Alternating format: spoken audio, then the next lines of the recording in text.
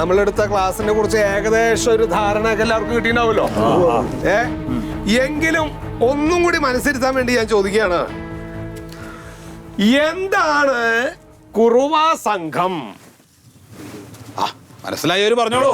എന്താണ് ആയുധധാരികളായ സംഘങ്ങളല്ലേ സാറേ? Very good, very good. പിന്നെ അവരുടെ ഒരു വേഷവിധാനങ്ങൾ എങ്ങനെയൊക്കെയാണ്? അടിവസ്ത്രം മാത്രമേ ധരിക്കുള്ളൂ. പിന്നെ കറുപ്പ് മേലൊക്കെ തേച്ച് ആളെ തിരിച്ചറിയില്ല. ചിലരെ എണ്ണയൊക്കെ പുരട്ടും. Very good, very good. നല്ലൊരു ക്ലാസ്.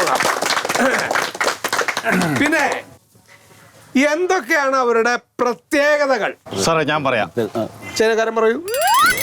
അന്യ സംസ്ഥാനങ്ങളെ തിരുട്ട ഗ്രാമത്തിൽ നിന്നും നമ്മളെ നാട്ടിലേക്ക് വരുന്ന സംഘങ്ങളാണ് ഈ കർമ്മ സംഘം. മലയാളിയല്ലോ. പറഞ്ഞോളൂ. സാറേ കുറുവാ സംഘം ഇവരെ മെയിൻ പരിപാടി വെച്ചാല് നാട്ടിൽ കണ്ട നമ്മളെ സ്വത്തെല്ലാം അടിച്ചിട്ട് ഇവർ അങ്ങോട്ട് കൊണ്ടുപോകും. ചോദിക്കാനും പറയാനായിട്ട് ആരും ഉണ്ടാ സാറേ. ഇതാണ് ഇവരെ പദ്ധതി. Very good. കുഴപ്പമില്ല, കുഴപ്പമില്ല. നന്നായിട്ട് മലയാളം പറയണ്ടല്ലോ. അല്ല സാറേ, അവൻ ചൈനക്കാരനല്ല, ഈ നാട്ടുകാരനാ. അതെ. അപ്പൊ മീഷൻ അല്ല, അത് അവൻ ഈ ചെറുപ്പത്തിൽ കുൻഫു പഠിക്കാൻ പോയിട്ടേ അത് ചൈനക്കാരുടെ ഒരു സ്റ്റൈലിന് വേണ്ടി ഇവിടെ പഠിച്ചു കളഞ്ഞ് നടക്കുക. വിഷയത്തിലേക്ക് വരാം. അതെ. അപ്പോ ഈ കുറുവാ സംഘത്തിന്റെ പ്രവർത്തന രീതികൾ എന്തൊക്കെയാണെന്ന് 1.5 പേജിൽ കവിയാതെ മറ്റേ പ്രവർത്തന രീതികൾ എന്തൊക്കെയാണ്? ഞാൻ പറയാം സാറേ. പറയൂ. ഇവര് ഈ പകൽ സമയങ്ങളില് നമ്മളെ പെരയിൽ വരും.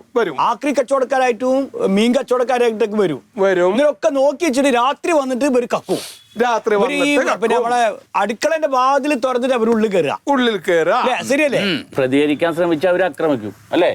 Very good. ഒരു കാര്യം കൂടി അതിൽ വിട്ടുപോയിട്ടുണ്ട്. അത് ഇവർക്ക് ഈ CCTV ഒന്നൊരു പ്രശ്നമല്ല. Very good, very good. അതെ, ഞാൻ ഒട്ടനവധി ക്ലാസ്സുകൾക്ക് പോയിട്ടുണ്ട്. ഈ ക്ലാസ്സുകൾ എടുത്തതിൽ വെച്ചിട്ട് ഏറ്റവും മനോഹരമായിട്ട് തെറ്റാതെ ആൻസർ പറഞ്ഞൊരു ഒരു ഗ്രൂപ്പ് അത്. അത് സത്യേട്ടൻ നമുക്ക് ഇതിനു മുമ്പ് പുള്ളി നമ്മുടെ മുമ്പിൽ ഉണ്ടായി കാര്യങ്ങളൊക്കെ ഒന്ന് പറഞ്ഞു തന്നിട്ടേ. അതായത് സാറേ, ഞാൻ എന്താ വെച്ചാൽ ഇവിടെ വാർഡ് മെമ്പറായിട്ട് ഒരുപാട് കാലായി.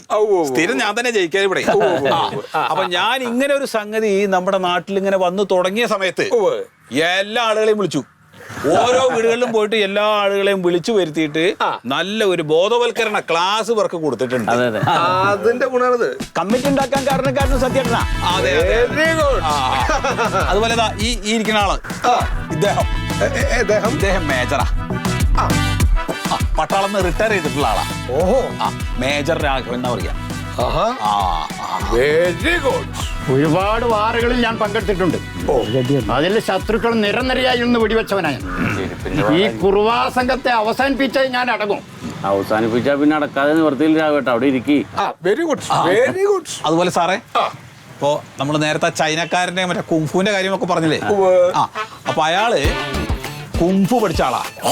മറ്റേ ഈ ആയോധന കലകളൊക്കെ അത് അയാളുടെ രൂപത്തിലുണ്ട്.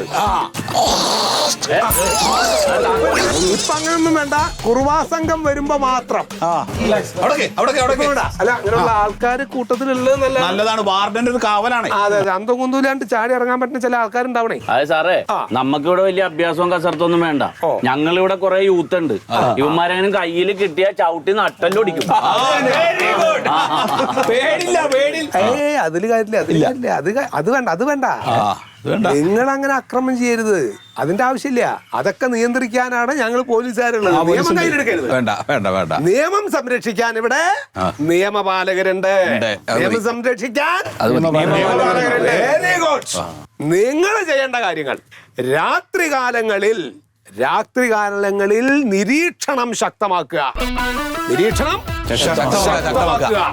സ്ട്രീറ്റ് ലൈറ്റുകൾ എവിടെയൊക്കെ പോയിട്ടുണ്ടോ അതൊക്കെ സജീവമായിട്ട് തെളിയുന്നുണ്ടോ എന്നുള്ളത് നോക്കുക. അത് മെമ്പർ ചെയ്യാറുണ്ട്. അതുപോലെ തന്നെ നിങ്ങളുടെ പരിസര പ്രദേശങ്ങളിലുള്ള പൊന്തക്കാടുകളൊക്കെ വെട്ടിത്തെളിച്ച് ഒരാൾ നിൽക്കുന്നത് കണ്ടാൽ പെട്ടെന്ന് കാണാൻ പറ്റുന്ന രീതിയിലാക്കുക. പരിസരങ്ങൾ ഇങ്ങനെ വൃത്തിയാക്കിയിടുക. അതുപോലെ CCTV ഏതൊക്കെ സ്ഥലങ്ങളിൽ സ്ഥാപിക്കാൻ പറ്റുമോ അവിടെ ഒക്കെ സ്ഥാപിക്കുക. നമുക്ക് വീടുകളിലും വെക്കാം, അതുകൂടാതെ സ്ട്രീറ്റിൽ വെക്കാം. അതൊക്കെ നിങ്ങള് തീരുമാനിക്കുന്ന കാര്യങ്ങളാണ്. അതുപോലെ തന്നെ ശ്രദ്ധിക്കേണ്ട മറ്റൊരു കാര്യം എന്ന് പറയുന്നത്, അപരിചിതരായിട്ടുള്ള ആരെങ്കിലും നിങ്ങളുടെ പരിസര പ്രദേശങ്ങളിൽ കണ്ടാൽ അവരെ ചോദ്യം ചെയ്യണം. നിങ്ങൾ ആരാണ്, എവിടെ നിന്ന് വരുന്നു, ID കാർഡ്, ഇതൊക്കെ നിങ്ങൾക്ക് പരിശോധിക്കാം. അതുകൊണ്ട് ഒരു കുഴപ്പമില്ല. എന്നിട്ട് നിങ്ങൾക്ക് എന്തെങ്കിലും തരത്തിൽ സംശയം തോന്നിയാൽ അപ്പൊ തന്നെ പോലീസിൽ വിവരം അറിയിക്കുക. അപ്പോൾ തന്നെ വെരി ഗുഡ്.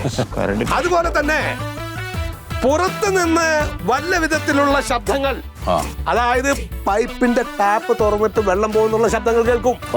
അങ്ങനെയുള്ള ശബ്ദങ്ങൾ കേൾക്കുകയോ കുട്ടികൾ കരയുന്നത് പോലുള്ള ശബ്ദങ്ങൾ കേൾക്കുകയോ വല്ല വിധത്തിലുമുള്ള ഞരക്കങ്ങൾ, മൂളലുകൾ, അസുഖക്കാരെ പോലുള്ള ഒച്ചയിടൽ, ചീറലുകൾ, അലറലുകൾ, ഇങ്ങനെയുള്ള എന്തെങ്കിലും ശബ്ദങ്ങൾ കേട്ടാലും പുറത്തിറങ്ങരുത്. പുറത്ത് ഇറങ്ങരുത്. അല്ല, അങ്ങനെ ആവുമ്പോ കള്ള ഓടിപ്പോയില്ലേ? അതിനുള്ളത് ഞാൻ പറഞ്ഞുതരാം.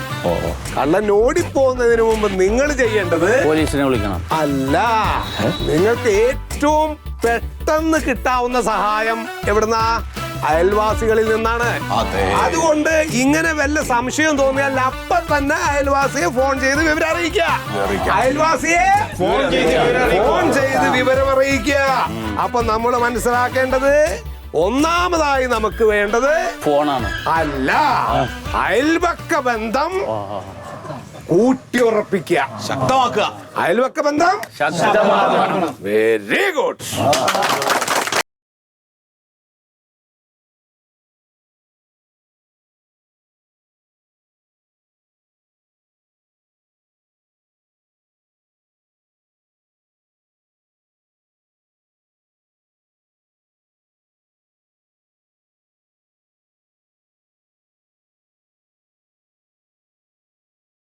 കൊണ്ടുവരല്ലേ?